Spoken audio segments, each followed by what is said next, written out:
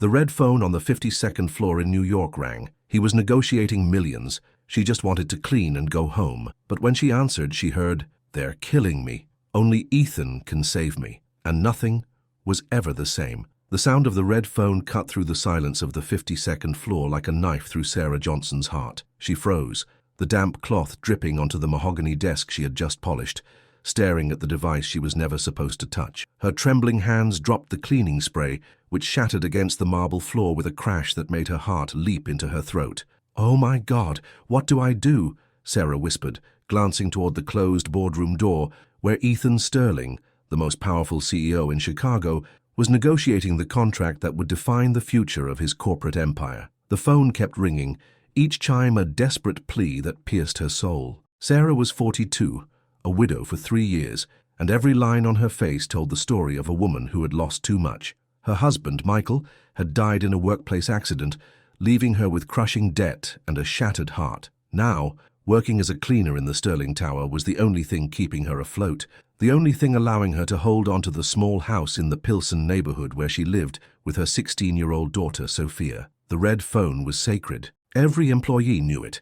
It was the direct line that only Ethan Sterling could use, and touching it meant immediate termination. But the sound, that desperate ringing, wouldn't stop. Sarah closed her eyes and saw Sophia's face, who needed money for school, for her medication, for a future Sarah so desperately wanted to give her. The $150 a day she earned cleaning offices was all they had. Losing this job would be the end of everything. The phone rang one more time, and something inside Sarah broke. She couldn't stand the silent plea any longer. With shaky hands, she lifted the receiver. "Hello?" Her voice was barely a whisper. On the other end, a voice broken by terror replied, "Please, please, I need to speak with Ethan Sterling. They're trying to kill me. Only he can save me. My name is Rob Miller.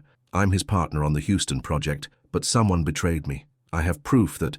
The line went dead. Sarah stood frozen, holding the receiver as if it were a bomb, her eyes filled with tears as reality hit her like a slap. She had just broken the most important rule of her job, but there was something far more terrible. A man was in mortal danger, and she was the only one who had heard his cry. At that moment, the boardroom door flew open. Ethan Sterling emerged like a storm, his dark eyes blazing with fury, his immaculate suit a stark contrast to the tension radiating from him. At 45, he was a man who commanded respect with his mere presence, tall, broad-shouldered, with the air of authority that comes from building an empire from scratch. "Who touched my phone?" His voice roared through the silent office. Sarah felt her legs give way. The other 5 executives filing out behind Ethan looked at her with a mixture of curiosity and pity. She knew her life had just changed forever. I'm sorry, Mr. Sterling. But there was a man, Rob Miller," he said. "Rob Miller." Ethan strode toward Sarah, his face suddenly pale. "What did he say exactly?" Sarah's voice trembled like a leaf in the wind. "He said they were trying to kill him, that you were the only one who could save him, that he had proof of something." And then the call cut off. The silence that followed was deafening. Ethan ran a hand through his dark hair, a gesture Sarah had never seen the most controlled man in all of Illinois make. The executives exchanged nervous glances. "Gentlemen, the meeting is over. Leave now," Ethan ordered, his eyes never leaving Sarah. When they were alone, the tension in the air was so thick, Sarah could feel it suffocating her. Ethan walked until he was just inches from her, and for the first time Sarah saw something different in those always cold eyes. Fear. "Do you have any idea what you've just done?" he asked in a hoarse voice. "Lost my job," Sarah replied, resigned, as tears streamed down her cheeks.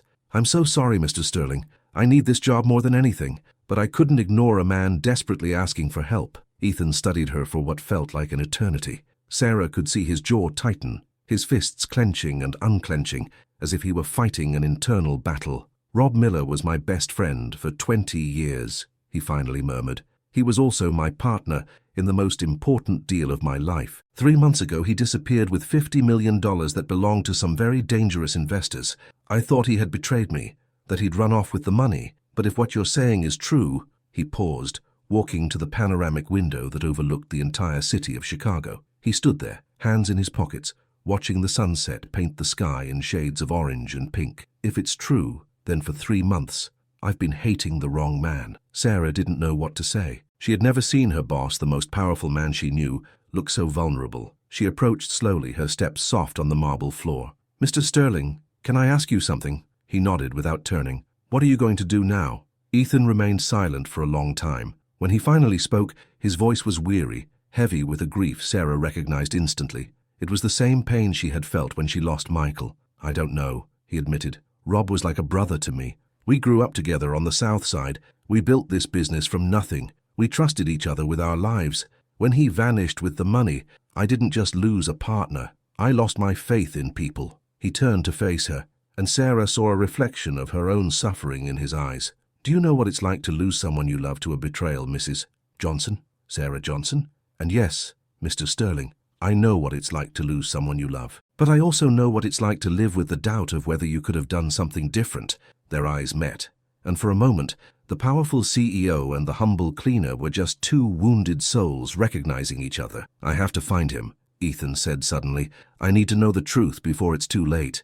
And how are you going to do that? Ethan walked to his desk and picked up the red phone. His fingers hesitated over the keypad. I'm going to call every contact I have. I'm going to move heaven and earth until I find Rob Miller. He paused and looked at her intently. But I need your help. Sarah felt the world tilt beneath her. Me? But Mr. Sterling, I'm just a cleaner. I don't know anything about business or... You have something I lost a long time ago, he interrupted. You have compassion. You are willing to risk your job, your livelihood, for a stranger asking for help. That's exactly what I need by my side. Sarah was speechless. In the 3 years she'd worked there, Ethan Sterling had never exchanged more than 2 words with her. Now he was asking for her help as if they were friends.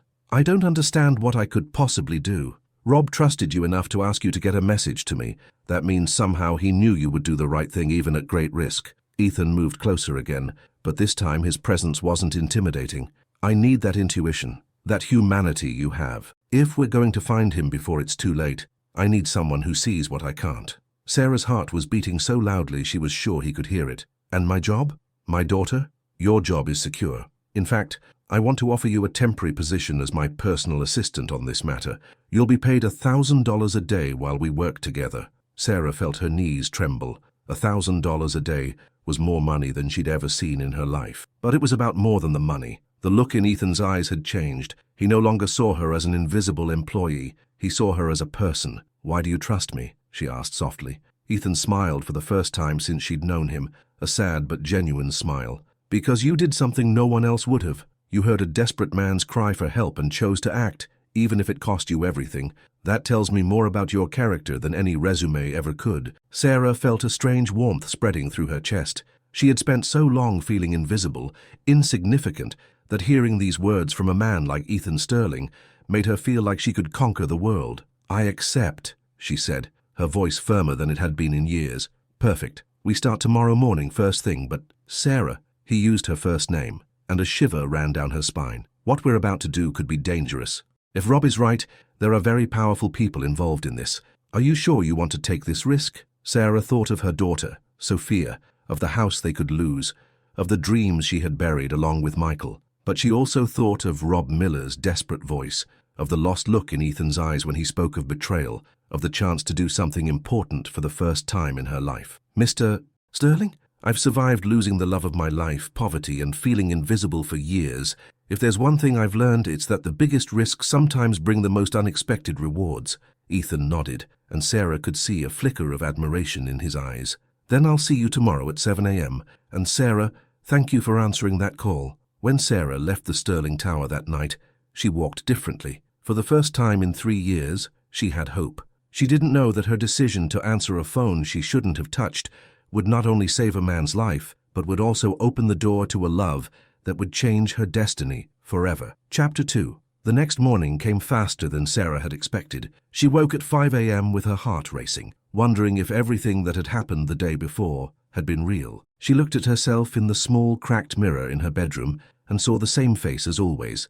Tired brown eyes, brown hair pulled back in a simple ponytail, skin weathered by years of hard work. But there was something different in her gaze, a spark that hadn't been there in a long time. "Mom, why are you up so early?" Sophia asked from the doorway, rubbing her eyes. Her daughter was beautiful, with the large, bright eyes she'd inherited from Michael, but Sarah could see the shadows of worry a teenager shouldn't have to carry. "I have a new job, sweetie. Temporary, but it pays well," Sarah said, hugging her daughter and breathing in the scent of her hair, which reminded her of mornings when everything was simpler. What kind of job? Sarah hesitated. How could she explain to a 16-year-old that she was going to help find a man who might be running for his life? I'm helping my boss with a special project, something important. Sophia studied her with a penetrating gaze that sometimes scared Sarah with how grown up it seemed. Mom, be careful. Jobs that pay a lot of money sometimes come with a lot of problems. Sarah kissed her daughter's forehead, wondering when she had grown up so much. Everything will be fine, honey.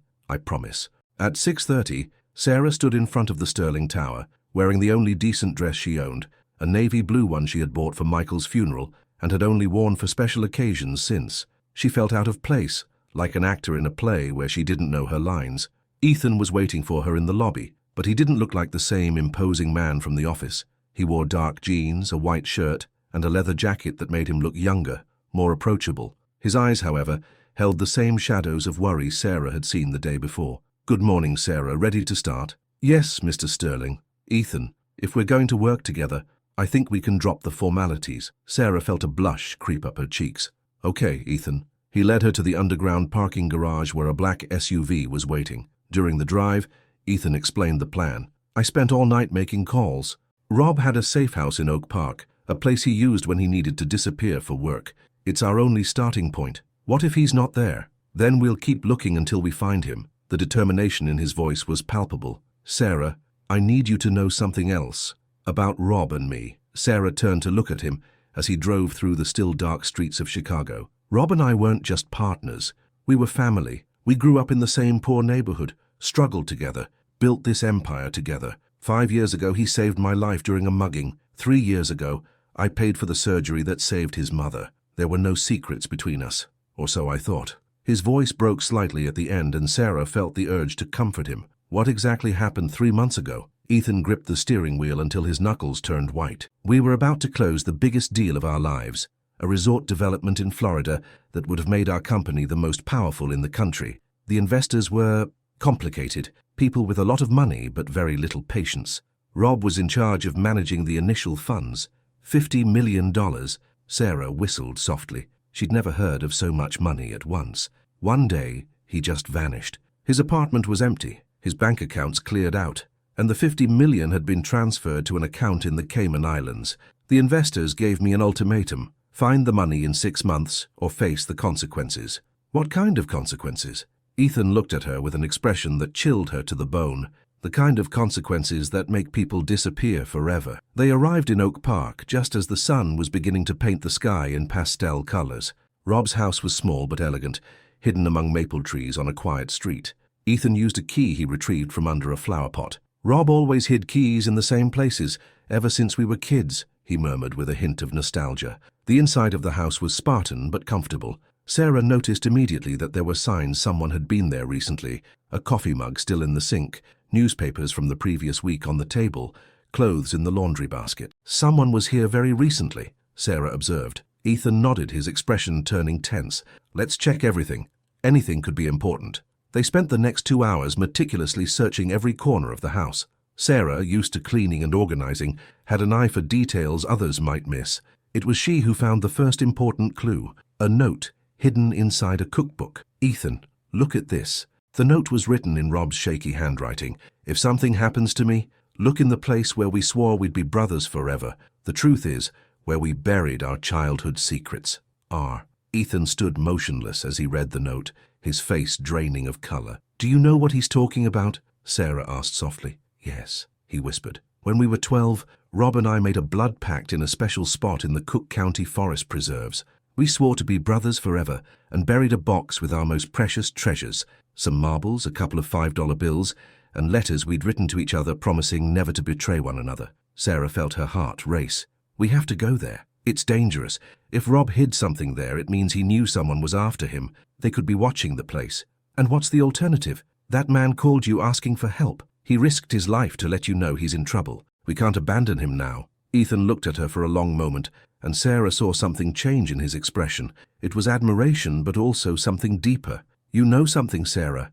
In my world, most people only do something when there's something to gain. But you're risking your safety for a man you don't even know. It's not just for him, Sarah admitted, surprising herself with her honesty. It's for you too. I can see how much it hurts you to think your best friend betrayed you. No one should have to carry that doubt. The way Ethan looked at her after those words made Sarah feel butterflies in her stomach for the first time in years. Let's go to the forest preserve, he said finally. But if something goes wrong, promise me you'll run and not look back. Only if you promise me you'll do the same. He smiled, a real smile that completely transformed his face. Deal. The forest preserves were an hour away, and during the drive, Sarah found herself learning things about Ethan she had never imagined. He told her about his childhood in poverty, about how he and Rob used to sell candy bars at intersections to help their families, about the day they decided they would build an empire together. Did you ever get married? Sarah asked, surprised by her own boldness. Ethan hesitated before answering. I was engaged 5 years ago. Eleanor was perfect, beautiful, educated, from a good family, everything I was supposed to want. What happened? I found out she was with me for the money. The day I asked her to marry me, I overheard her on the phone with her best friend. She said I was convenient, but that she could never love someone from my humble background. Sarah felt a pang of indignation. How could she say that? A person's background doesn't define their worth. Do you really believe that? Ethan asked, looking at her with an intensity that made her blush. Of course.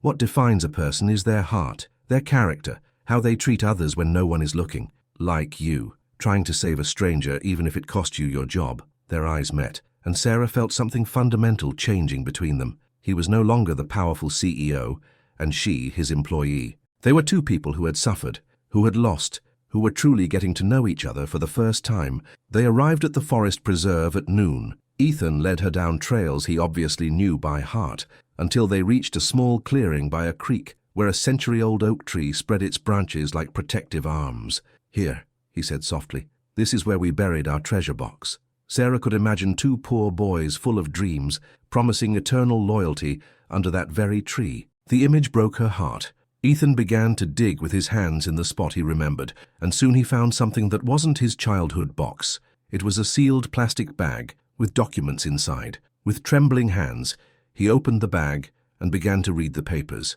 His expression changed dramatically with each page. "Oh my God," he murmured. "Sarah, Rob didn't steal the money. He discovered that the investors were using our company to launder money for a drug syndicate. These documents prove everything." Sarah moved closer to see the papers.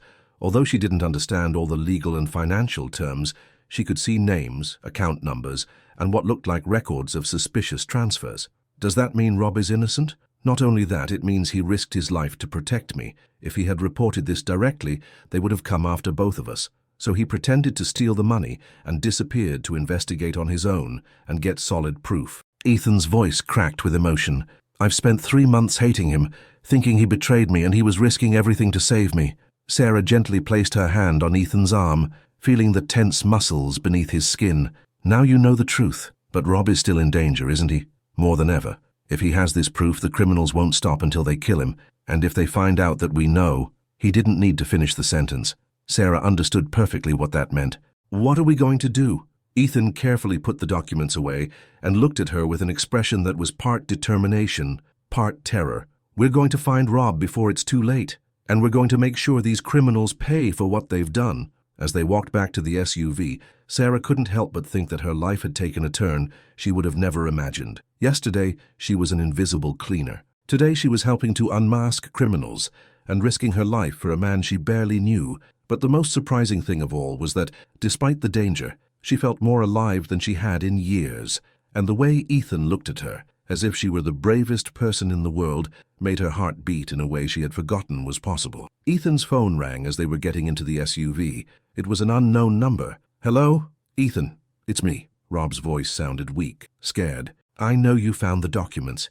We need to talk, but not on the phone. Tonight at 9 at the Maxwell Street Market at Maria's food stall. Come alone." "Rob, wait."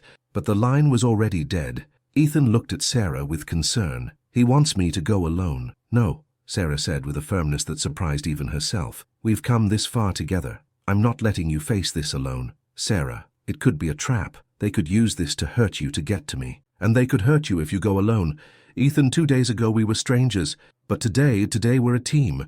And teams don't abandon each other." He looked at her for a long moment, and Sarah saw the exact moment something shifted in his eyes. He no longer saw her as someone to protect. He saw her as an equal, a partner he could trust. "Okay," he said finally. But promise me that if things go south, you'll do exactly what I say, when I say it, I promise."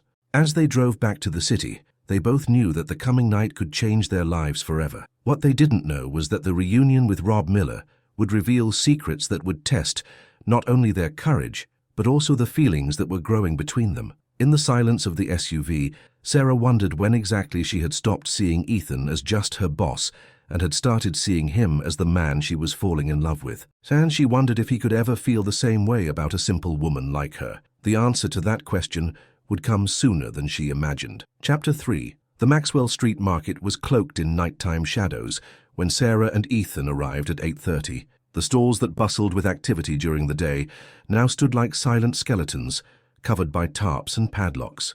The scent of spices and grilled onions that normally perfumed the air had been replaced by the dampness of the night, and something else. Something Sarah couldn't identify, but that made her skin crawl. "Maria's stall is at the back, in the food section," Ethan murmured, gently taking Sarah's arm. It was the first time he had touched her protectively, and she felt an electric jolt run through her. They walked through the deserted aisles, their footsteps echoing on the concrete like heartbeats.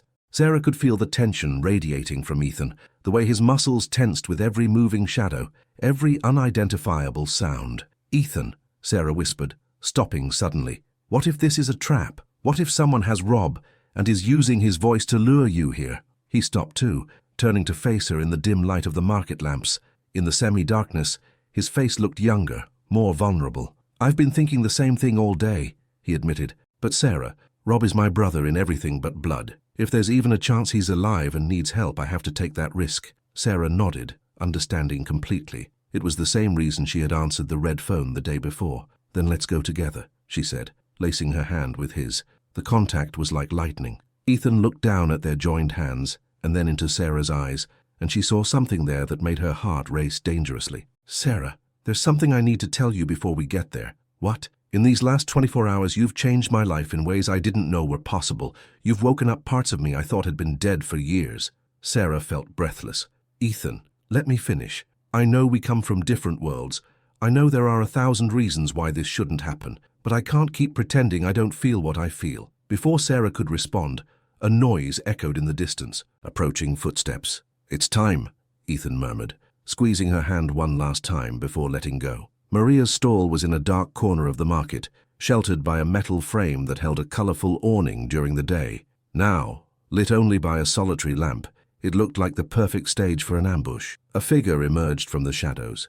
It was Rob Miller, but not the prosperous, confident man Sarah had imagined. This Rob was bone-thin, with a scruffy beard, wrinkled clothes, and eyes that darted around constantly like a cornered animal. "Ethan," his voice broke when he saw his friend. "Brother, I thought I'd never see you again." The two men hugged with a desperation that broke Sarah's heart. She could see years of friendship, trust, and brotherly love in that embrace. "Rob, what's going on? Who's after you?" Rob glanced around nervously before answering. "The investors for the Florida project weren't normal investors, Ethan. They're part of the Gulf Coast Syndicate. They were using our development to launder drug money." Sarah felt her blood run cold. She had heard about that syndicate on the news. They were ruthless. "When I found out the truth, I knew if I confronted them directly, they'd kill us both. So I pretended to steal the money and disappeared. I've spent these last 3 months gathering evidence, contacting federal authorities, trying to build a solid case against them." "The FBI?" Ethan asked. "I have a contact there, someone I can trust. We're close to closing the case, but I need more time." "Rob, why didn't you tell me the truth from the beginning? We could have worked on this together." Rob looked down in shame. "Because I knew you'd want to protect me, and that would have been a death sentence for both of us. It was better for you to hate me and be safe." Sarah approached gently. "And the call yesterday, why now?" "Because they found out I'm alive and that I have the evidence. They tried to kill me at my hideout yesterday. I managed to escape, but I'm hurt, and I don't have much time." It was then that Sarah noticed the dark stain on the side of Rob's shirt. "You're bleeding." "It's just a graze. I've had worse." Ethan moved closer, his face pale with horror. "Rob, we have to get you to a hospital." "No, brother, hospitals aren't safe. They have people everywhere." "Then to my place," Ethan insisted. "I have a private doctor who can come without asking questions. It's too dangerous. If they find me with you, they'll kill you too." Sarah, who had been listening in silence, suddenly spoke up. "He can stay at my house." Both men looked at her, surprised. "Think about it," Sarah continued, with more confidence than she felt. No one would ever suspect a widowed cleaner living in a modest neighborhood. It's the last place they'd look for Rob. Absolutely not, Ethan said immediately. I'm not putting you in that kind of danger. I'm already in danger, Sarah retorted. From the moment I answered that phone, I became a part of this, and Rob is right. If they find him with you, it'll be your death sentence. Rob looked at Sarah with a mixture of gratitude and amazement. You do that for me, for a stranger? I'd do it for a man who risked his life to protect his best friend, Sarah answered simply. At that moment, the sound of approaching engines cut through the night. The three of them tensed immediately. They found us, Rob whispered, his face paling. We have to get out of here, now. Ethan grabbed Rob's arm and Sarah's. Is there another way out? Yeah, through the back, but we have to move fast. They ran between the closed stalls, their footsteps echoing dangerously in the night silence. Sarah could hear her own heart pounding like a drum in her ears. Behind them, voices grew closer. This way, Rob shouted, pointing to a metal door at the back of the market. Just as they reached the door, it swung wide open. Two armed men were waiting on the other side. Well, well, well, said the taller of the two, with a blood-chilling smile. Rob Miller, you've been a very hard man to find. Sarah felt her legs tremble. She had never seen real guns up close, and the casual way these men held them terrified her. What do you want? Ethan asked, instinctively stepping in front of Sarah and Rob. We want the documents your little friend here has been collecting, and we want everyone involved in this little problem to permanently disappear. I don't have the documents here, Rob lied. The man's smile widened as he raised his gun. We can fix that. We have very effective ways of making people remember where they put things. In that moment, Sarah did something that surprised even herself. She stepped forward. I know where the documents are. All three men looked at her, stunned. Ethan tried to stop her, but she continued. I saw them this morning. They're in a safe deposit box at the bank. Rob gave me the key in case something happened to him. It was a complete lie, but Sarah had learned that sometimes lies could save lives. And where's this key? The man asked, now pointing the gun directly at her. Sarah felt the world slow down. She could see Sophia's face in her mind, her late husband Michael's face, and surprisingly, Ethan's face. But more than fear, she felt a strange calm. It's at my house, but only I know exactly where. Perfect. Then you'll be coming with us. Sarah, no, Ethan murmured, but she silenced him with a look. It's okay, she said softly. Everything's going to be okay. What Sarah didn't tell them was that she had something at her house that these men wouldn't expect. Her neighbor, Mr. Peterson, a retired army vet who had always looked out for her and Sophia, and who kept certain souvenirs from his time in the service. As they were escorted towards the cars waiting outside, Sarah felt Ethan's hand briefly brush against hers. In that fleeting touch, she felt everything he couldn't say. Fear, admiration, and something deeper that made her heart race even in the midst of danger. It's all going to work out, he whispered to her. I know, she replied, and surprisingly, she truly believed it. As the cars sped towards the Pilsen neighborhood, none of the three friends knew that this night would not only test their courage, but would also reveal truths about love that would change their lives forever. Sarah looked out the window at the lights of Chicago flashing by and wondered if she would ever see her daughter again. But more than that, she wondered if she would get the chance to tell Ethan that she had also felt that connection, that spark that had ignited something she thought had died with Michael. The car stopped in front of her humble home, and Sarah took a deep breath. It was time to set the riskiest plan of her life into motion. Chapter 4. Sarah's house looked even smaller and more humble under the glare of the headlights. Her hands shook as she fumbled for her keys, keenly aware of two guns aimed at her back. Ethan and Rob walked behind her, escorted by two other armed men. Nice little place, said the group's leader, a man they had called the Wolf during the drive. Who else lives here? Just my daughter, Sarah replied, trying to keep her voice steady. But she's at a friend's house tonight. It was a lie. Sophia was asleep in her bedroom, and Sarah prayed she would stay there and not come out to investigate the noise. As she opened the door, Sarah did something she hoped the armed men wouldn't notice. She coughed 3 times in a row. It was a signal she had arranged with Mr. Peterson years ago, when crime in the neighborhood started getting worse. 3 coughs meant extreme danger. Come on in, Sarah said, flicking on the lights in the small living room. The difference between her world and Ethan's had never been more stark. The furniture was old but well kept. The walls held family photos in cheap frames, and everything spoke of a life built with love but no luxury. Sarah saw Ethan glance at a photo of her and Michael on their wedding day, both of them beaming in front of a small church. For a moment, their eyes met, and she saw something she didn't expect. There was no judgment or condescension in Ethan's gaze, only respect and tenderness. "How touching," the wolf said, breaking the moment. "Now where's the key?" Sarah took a deep breath. "It's in my bedroom, hidden in a special place. But I need to go alone.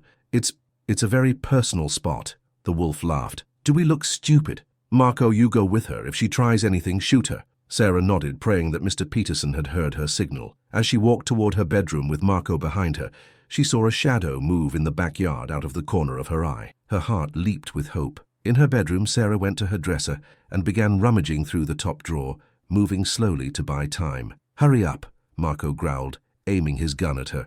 "I'm almost there," Sarah murmured, her fingers brushing against the rosary Michael had given her on their first anniversary. For a moment she closed her eyes and asked her late husband to protect her, to protect Sophia, and to help her save the two men who now meant so much to her. Just then a loud crash came from the living room, followed by shouts and the sound of a fight.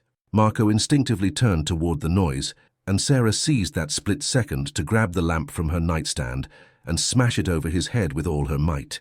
Marco crumpled to the floor unconscious. Sarah raced to the living room and found a scene she would never forget.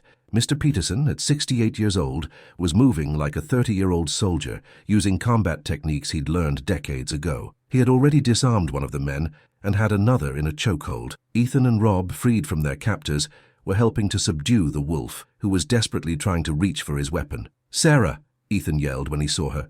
"Are you okay?"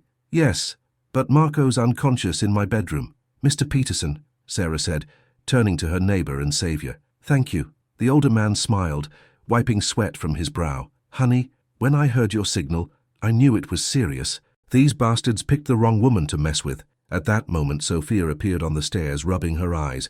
"Mom, what's going on?" She stopped dead at the sight. 4 men on her living room floor, her mother with disheveled hair and wrinkled clothes, and 2 strangers, one of them obviously injured. "Sophia, sweetheart, go down to Mr. Peterson's and stay there until I tell you it's safe to come out," Sarah said, in a firm but loving voice. "Mom, are you in trouble?" Sarah looked at her daughter, the girl who had grown up too fast, who had lost her father, and was now seeing her mother in a situation no teen should ever witness. "No, honey, I'm helping some friends. Everything is going to be okay, I promise." Sophia glanced at Ethan, noting the way he was looking at her mother, and then nodded. "Be careful, Mom. I love you." "I love you too, my princess." After Sophia left, Mr. Peterson spoke. "These guys will wake up soon and more are probably on their way. What's the plan?" Rob, who was leaning against the wall trying not to bleed out, spoke weakly. "I have to call my contact at the FBI. With these guys caught and the evidence I have, we can shut this whole thing down tonight." "Are you sure you can trust your contact?" Ethan asked. "It's the only shot we've got." Sarah went to Rob, noticing his wound had opened up more during the fight. "You need medical attention right now." "We have to finish this first," Rob insisted. "No," Sarah said firmly. "Ethan, call your private doctor. Have him come here. Mr. Peterson, can you help us tie these men up and watch them?" "Of course, honey." While Mr. Peterson secured the captors, Sarah headed to her kitchen for bandages and antiseptic to clean Rob's wound. Ethan followed her. "Sarah," he said softly, taking her arm as they reached the kitchen, "what you did tonight, I've never met anyone so brave." Sarah turned to face him, and suddenly all the night's adrenaline morphed into something else. They were standing very close, so close she could see the fine lines around his eyes, the way his chest rose and fell with each breath. "I wasn't brave," she whispered. "I was terrified." "Being brave doesn't mean you're not scared. It means doing the right thing in spite of the fear." Their eyes met, and Sarah felt the world shrink to just the two of them. Her humble little kitchen became the most intimate place in the universe. "Sarah, Ethan raised a hand to gently cup her cheek. "I don't know how to explain what I'm feeling. In 2 days, you've turned my life completely upside down." "Ethan, we're so different. I'm a poor widow with a teenage daughter. I'm a man who is falling in love with the most extraordinary woman I have ever met." The words fell between them like rose petals. Sarah's heart stopped. "Falling in love?" "Hopelessly, irreversibly. From the moment I saw you risk your job for a stranger, I knew you were different from every woman I'd ever known." Tears streamed down Sarah's cheeks. "I'm falling in love with you too, but I'm so scared." "Scared of what?" "That when this is all over, when you go back to your world of glass towers and board meetings, you'll realize I have nothing to offer you." Ethan took her face in his hands, wiping her tears with his thumbs. "Sarah, you've given me more in 2 days than anyone else has given me in my entire life. You've given me back my faith in humanity, in kindness, in love. He leaned in slowly, giving her time to pull away if she wanted to. But Sarah didn't pull away. Instead, she closed her eyes and felt Ethan's lips touch hers with a tenderness that stole her breath. The kiss was gentle at first, a soft question and answer. But when Sarah responded, her arms wrapping around Ethan's neck, the kiss deepened, becoming a silent promise of everything they could be together. When they finally broke apart, they were both breathing heavily. "I love you, Sarah Johnson," Ethan murmured against her lips. "I love you, Ethan Sterling," she replied, the words tumbling from her heart before her mind could stop them. "Ethan, Sarah," Rob's voice from the living room interrupted them. "My contact is on the way, but there's something else you need to know before he gets here." They returned to the living room, where Rob was sitting on the couch, pressing a towel to his wound. His face was pale, but his eyes shone with determination. "What is it?" Ethan asked. "There's something else I haven't told you, something I discovered during my 3 months of investigating." Sarah felt a shiver of foreboding. The syndicate wasn't just using our company to launder money. They also had an informant inside the company, someone feeding them our every move. Ethan tensed. "Who?" Rob looked directly at Sarah before answering. "Eleanor Vance, your ex-fiancée." Sarah's world tilted. Eleanor, the perfect woman who had broken Ethan's heart, was also the traitor who had put their lives in danger. "Are you sure?" Ethan asked, his voice barely a whisper. "I have the proof. She was getting monthly payments to keep them updated on our plans, our contacts, our movements. When she realized I was investigating, she was the one who told them where to find me." Sarah watched the revelation hit Ethan like a physical blow. He hadn't just lost Eleanor to emotional betrayal. She had also betrayed his professional trust and endangered his life. She moved to his side and took his hand. "I'm so sorry." Ethan squeezed her hand like a lifeline. "Sarah, do you understand what this means?" "What?" "It means Eleanor didn't just lie about her feelings. It means our entire engagement was a sham from the start. She never loved me, never cared about me. I was just a way to keep me under surveillance." Sarah felt a mix of pain for Ethan and, surprisingly, relief. Eleanor was even worse than they had imagined, but it also meant Ethan was completely free from the past that had haunted him. "But it also means something else," Ethan continued, looking at her with an intensity that made her blush. "It means that what I feel for you is real in a way I never thought was possible. Because you, Sarah, you love me for who I really am, not for what you can get from me." At that moment, sirens wailed in the distance. Rob managed a weak smile. "That must be my contact with backup." The next few minutes were a whirlwind. Federal agents filled Sarah's small house, arresting the 4 syndicate members. Rob's contact, an FBI commander named Ramirez, reviewed the documents Rob had collected and confirmed they had enough evidence to dismantle the entire money laundering operation. "Mr. Miller, you're a hero," the commander said. "Your work has saved millions of dollars and put some of the country's most dangerous criminals behind bars." Rob smiled wearily as paramedics finally tended to his wound. "I just did what I had to do to protect my family." He looked at Ethan and Sarah, who were standing together, and added, "And I found out my family is bigger than I thought." When the house finally emptied of authorities and paramedics, only Sarah, Ethan, Rob, who refused to go to the hospital until he knew it was over, Mr. Peterson and Sophia remained. Sophia had emerged from her hiding place to meet her mother's new friends. "Mom," Sophia said, approaching Sarah with open curiosity. "Is this man your boss?" Sarah looked at Ethan, who smiled warmly at her daughter. "I'm Ethan," he said, extending a hand to Sophia, "and your mother is the most extraordinary woman I've ever met." Sophia shook his hand, studying him with the penetrating gaze she'd inherited from her father. "Do you love her?" she asked bluntly, making Sarah blush furiously. "Sophia?" But Ethan didn't flinch. "Yes," he answered with complete honesty. "I love her very much." Sophia nodded, seemingly satisfied. "Good. Mom deserves someone who loves her. Dad loved her a lot, and she's been so sad since he died." Sarah felt tears welling up. Her daughter, who had grown up too fast, had understood things Sarah thought she had hidden. "Your dad was a good man," Ethan said softly, "and I'm sure he'd be proud to see how strong and brave your mom has become." Sophia smiled for the first time that night. Yeah, he would be. After Rob finally agreed to go to the hospital and Mr. Peterson went back home, Sarah and Ethan were left alone in the kitchen. Sophia, exhausted by the night's events, had gone to bed. "So now what?" Sarah asked quietly. Ethan came to her, taking her hands in his. "Now we build something new together, if you want to." "Ethan, you haven't thought this through. We're from different worlds. When you go back to your normal life—" "Sarah," he interrupted gently, "my normal life became extraordinary the day I met you. I don't want to go back to my cold, empty world. I want to build a new world with you. Are you sure? Instead of answering with words, Ethan kissed her again, with a passion that told her everything she needed to know. When they parted, he rested his forehead against hers. More sure than I've been about anything in my life. Sarah closed her eyes, feeling for the first time since Michael's death that the future could be filled with happiness instead of just survival. I love you, she whispered. I love you too. And we're going to make this work, Sarah, I promise you. As they held each other in the small kitchen that had seen so many tears, Sarah knew her life had changed forever. The red phone she shouldn't have answered had not only saved Rob Miller's life, it had opened the door to a love that would transform her world in ways she had never dreamed possible. But there were still secrets to be revealed, difficult decisions to be made, and trials to face before they could find their happy ending. Chapter 5. 3 weeks had passed since that life-altering night.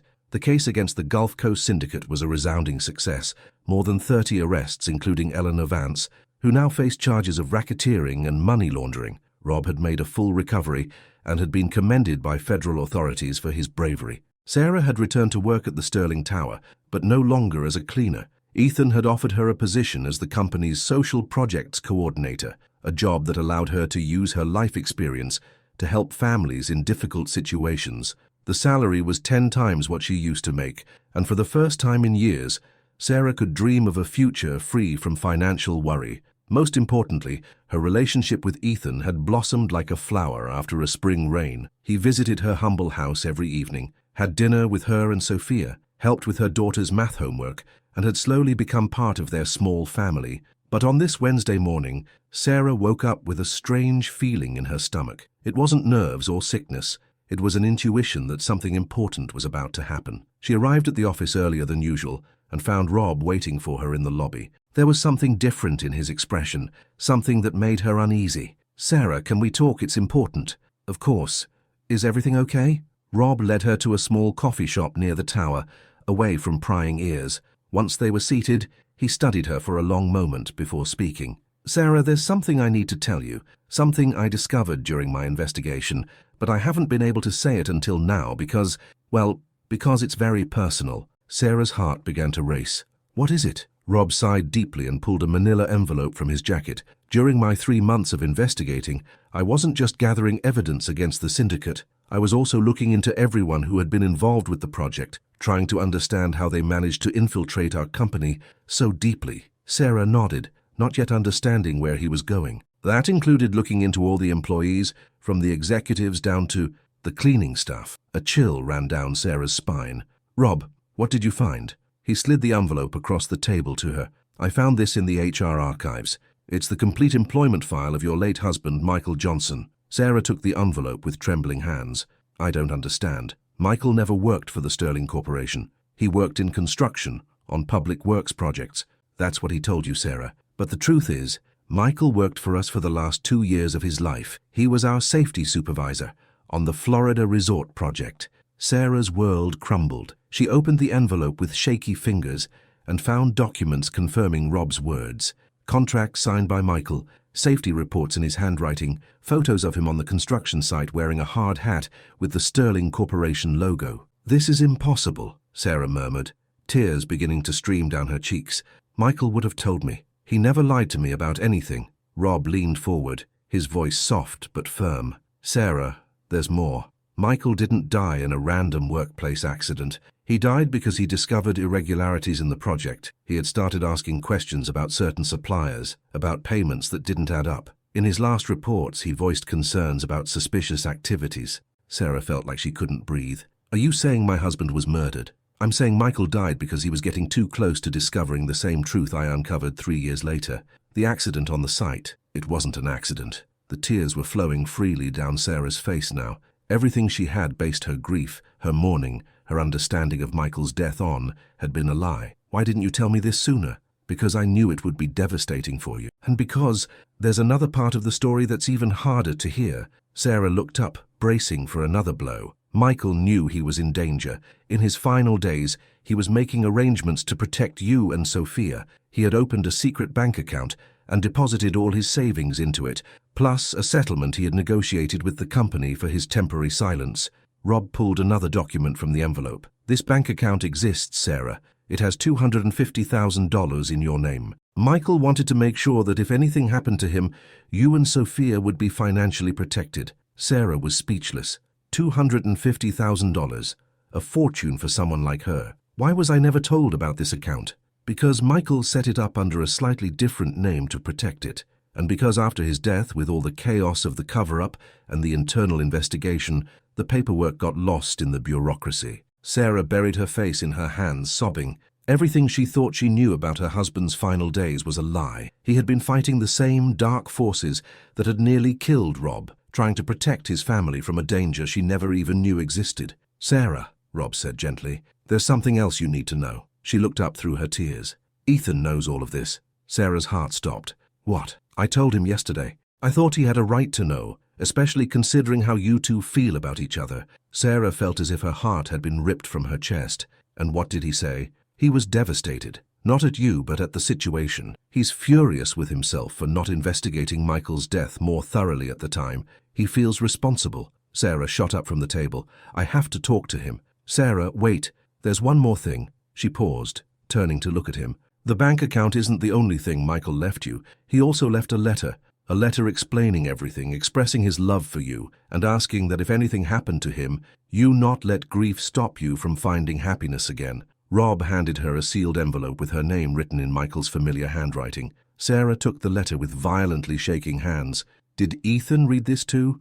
"No, that's for you, and only for you." Sarah left the coffee shop as if in a daze. Her mind was a whirlwind of emotions.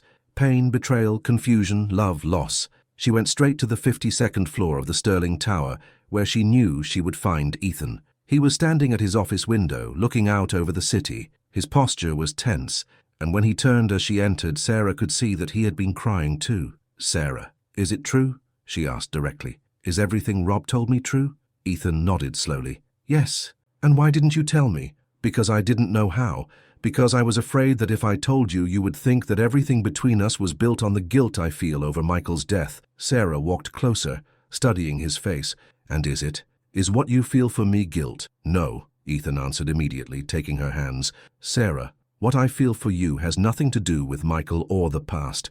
I love you for who you are, for how you make me feel, for the way you've changed my life." "But Ethan, don't you see? Your company is responsible for my husband's death. The men who killed him worked on your project. How can we build anything on that foundation?" Ethan ran a hand through his hair, a gesture Sarah now knew he made when he was deeply disturbed. "I don't know, Sarah. I just know that I can't lose you. You're the best thing that has ever happened to me." Sarah felt her heart splitting in two. On one hand, the love she felt for Ethan was real, deep, and transformative. On the other, the revelation that his company was tied to Michael's death added a painful complexity to their relationship. "I need time to process all this," she said softly. "How much time?" "I don't know." Ethan nodded, though Sarah could see the pain in his eyes. "I understand, but Sarah, please don't let this destroy what we have. What's between us is real. It's pure. It's separate from all of this." Sarah didn't answer. Instead, she left the office, Michael's unopened letter still in her hand. That night, sitting in her small kitchen after Sophia had gone to sleep, Sarah finally opened the letter from her late husband. Her hands trembled as she unfolded the pages written in his familiar script.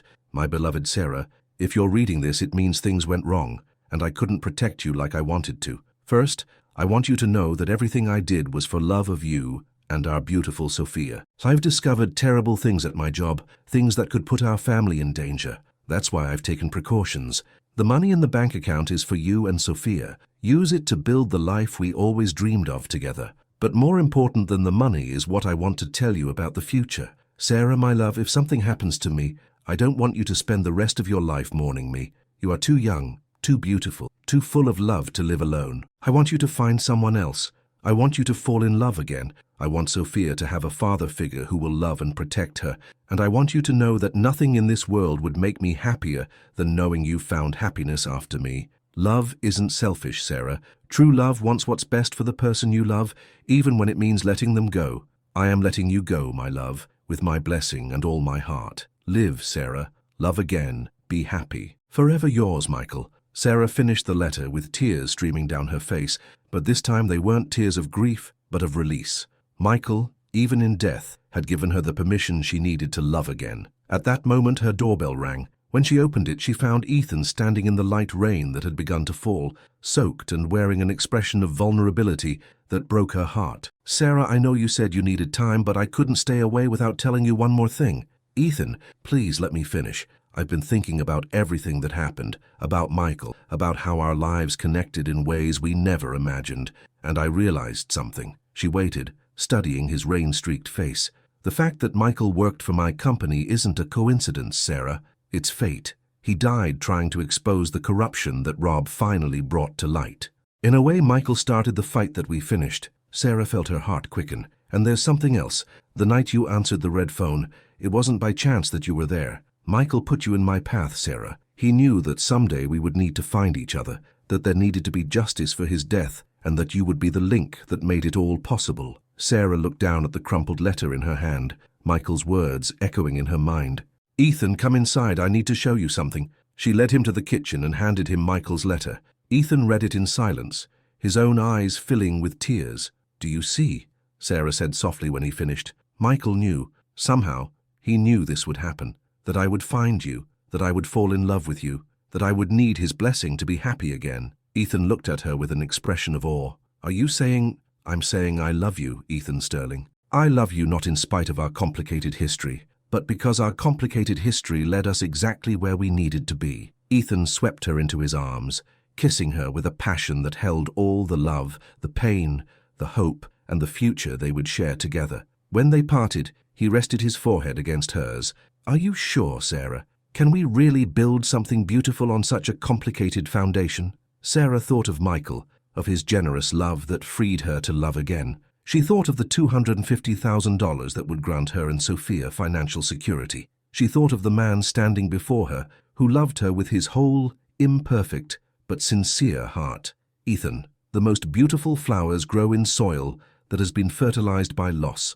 Our love isn't built on the ashes of the past. It's built on the lessons we learned from it. I love you so much, Sarah, and I love you." As they held each other in the small kitchen where they'd shared their first kiss, Sarah knew she had found her way back to happiness. The secret that had threatened to tear them apart had ultimately set them free, showing them that true love doesn't just survive the hardest trials, it grows stronger because of them. But there was still one more test to face, one decision that would put their love to the ultimate test and determine if they could truly have their happy ending. Chapter 6.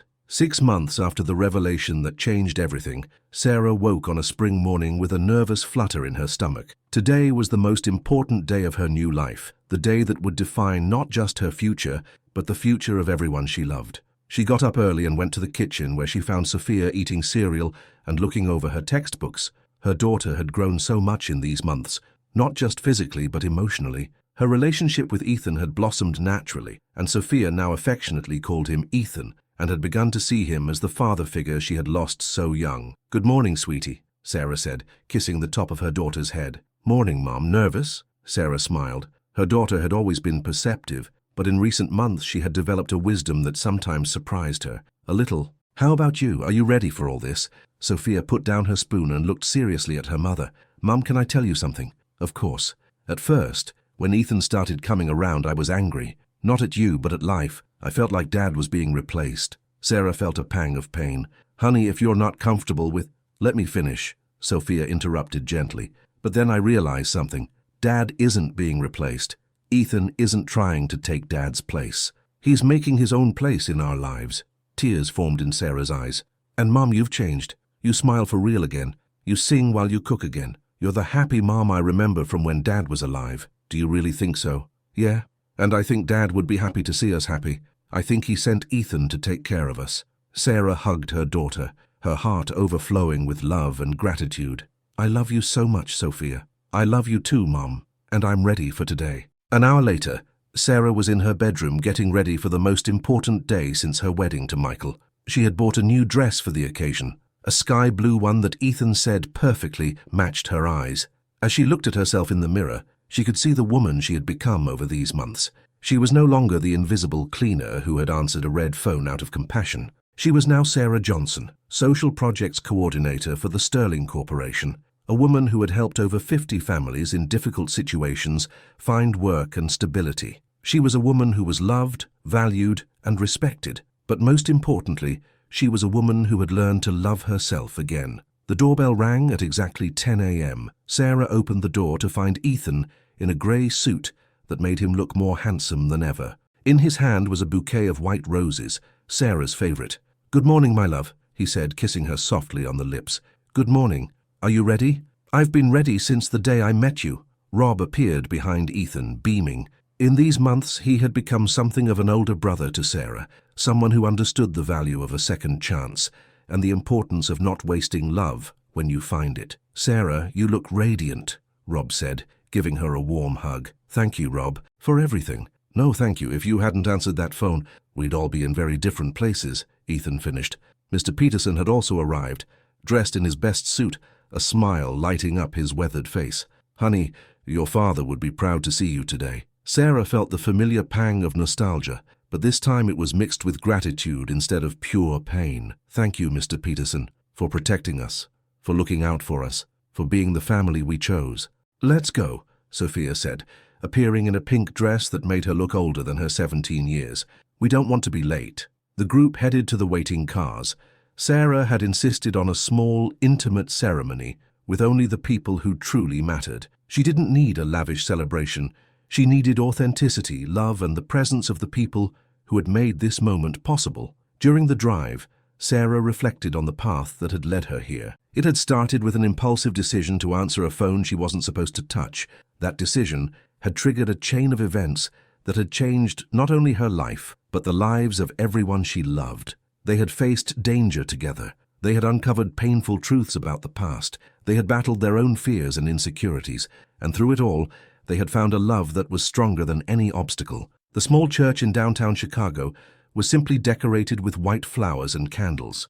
It was the same church where Sarah and Michael had married 18 years ago, but this time it didn't feel like a betrayal of the past, but a natural continuation of her love story. Father Martinez, who had known Sarah since she was a girl, waited at the altar with a warm smile. He had officiated her first wedding, comforted the family after Michael's death, and would now have the honor of uniting Sarah with the love of her second chance. "Sarah," he said softly as she approached the altar on the arm of Mr. Peterson, who had accepted the honor of giving her away. "Are you sure this is what you want?" Sarah looked at Ethan, who was waiting for her with tears of happiness in his eyes, then at Sophia, who smiled at her from the front row, and finally at Rob, who nodded in approval. "More sure than I've ever been of anything in my life, Father." The ceremony was simple but deeply moving. When it came time for the vows, Sarah had insisted on writing her own. "Ethan," she began, her voice clear and firm, "when I answered that red phone almost a year ago, I thought I was risking my job. I didn't know I was risking my heart. I didn't know I was opening the door to a love that would transform my life in ways I had never imagined." She paused to wipe away a tear that had started to fall. "You taught me that love isn't just about finding someone to share your life with. It's about finding someone who makes you want to be the best version of yourself. You taught me that I deserve to be loved, valued, and respected. You taught me that the past doesn't define the future, but that the lessons of the past can make the future more beautiful." Ethan was crying openly now, not caring that the few guests could see him. "I promise to love you with all my heart, but without forgetting the love that came before. I promise that we will build something new together, something that honors our past, but focuses on our future. I promise that we will face any challenge life throws at us together, because I've learned we are stronger together than we ever were apart." When she finished, Ethan took her hands and began his own vows. "Sarah, when I met you, I was a successful but empty man. I had money, power, respect, but I had no purpose. I had no soul. You gave me back my soul." His voice broke slightly, but he continued. "You taught me that true wealth isn't measured in dollars, but in the connections we make with the people we love. You taught me that courage isn't the absence of fear, but doing the right thing in spite of it. You taught me that true love isn't possessive, but liberating." He looked at Sophia, then back at Sarah. "I promise to love not just you, but the beautiful family you've built. I promise to be the husband you deserve and the father figure Sophia needs. I promise that we will honor Michael's memory, not by forgetting him, but by living the full, happy lives he would have wanted for you.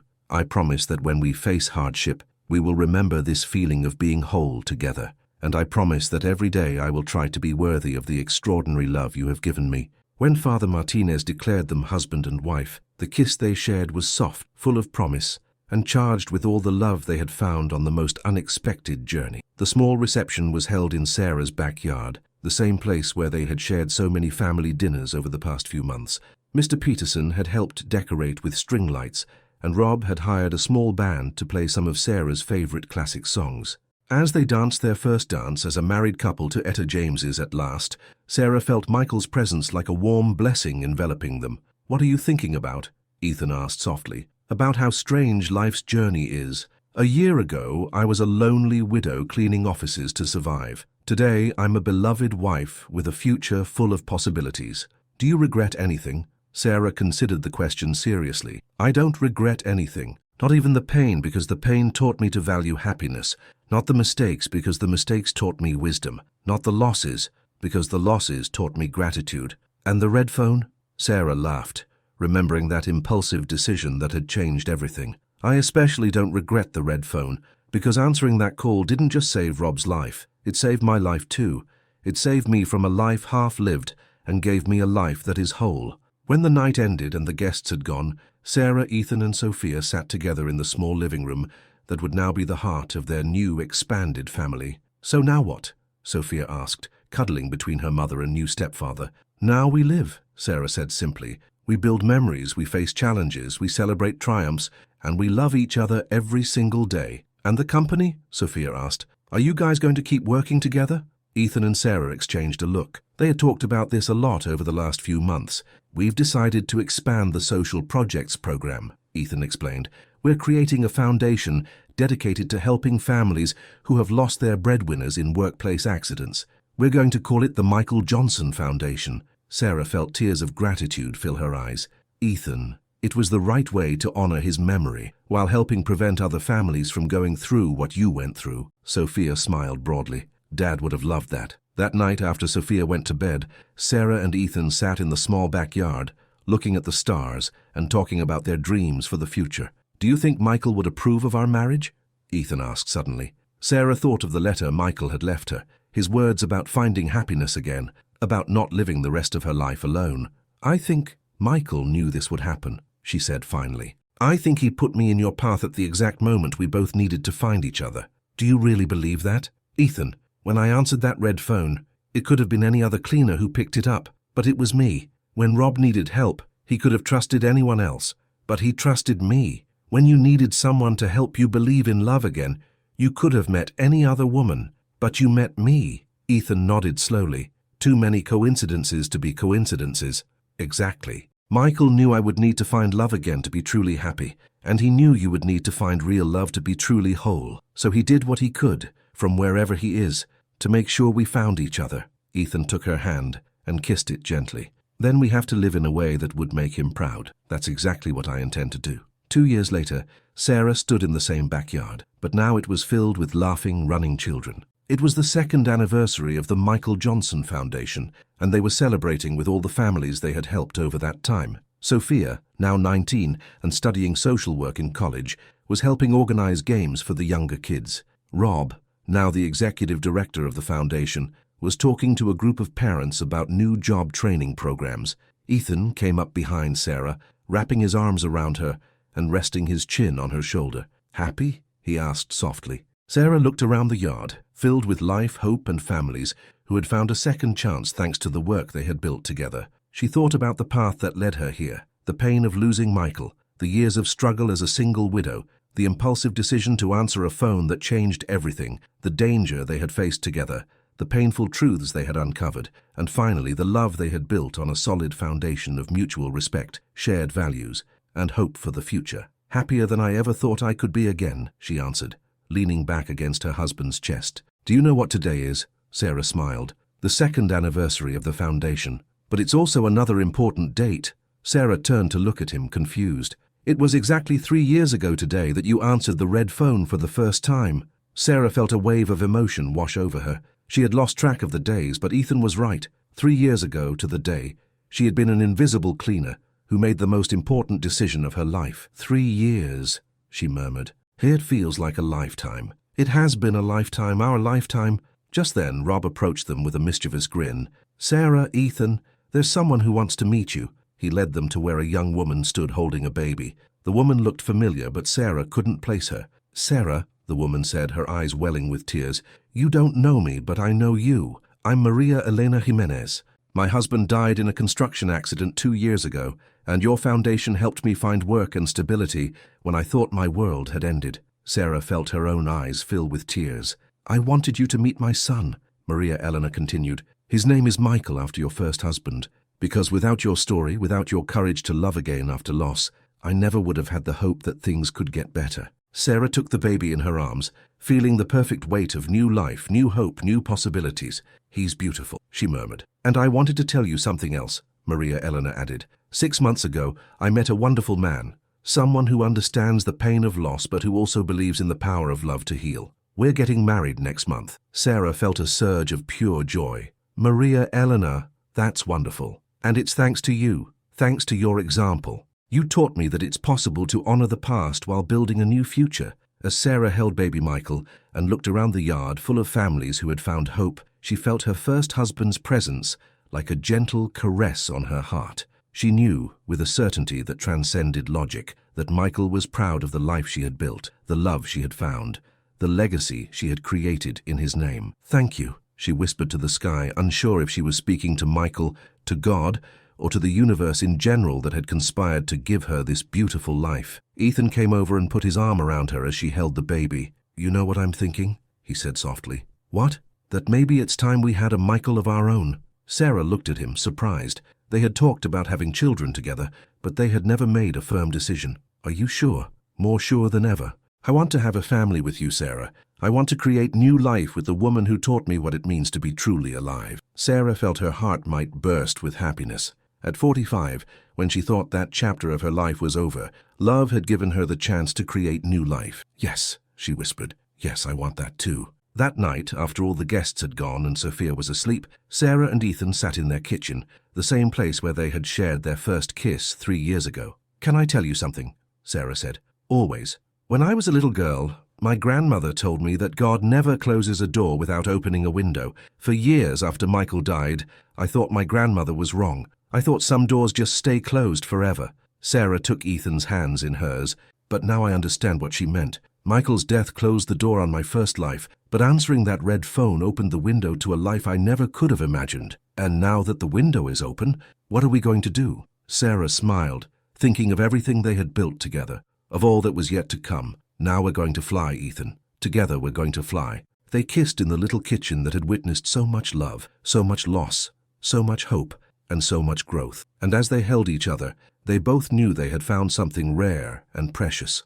A love that had grown, not in spite of their wounds, but through them. The red phone that Sarah had answered 3 years ago had done more than save Rob Miller's life. It had saved the souls of 2 people who had lost faith in love. It had created a family where there had been loneliness. It had built hope where there had been despair. And as Sarah fell asleep that night, in the arms of the man she loved, with the promise of new life growing in her heart, she knew she had found her true destiny. It wasn't just to be loved, but to be a channel for love. It wasn't just to receive second chances, but to create them for others. The red phone had changed her destiny, but more importantly, it had changed her understanding of what destiny truly meant. Destiny wasn't something that happened to you, it was something you chose to create, day by day, decision by decision, act of love by act of love. And Sarah Johnson Sterling had chosen to create a beautiful destiny,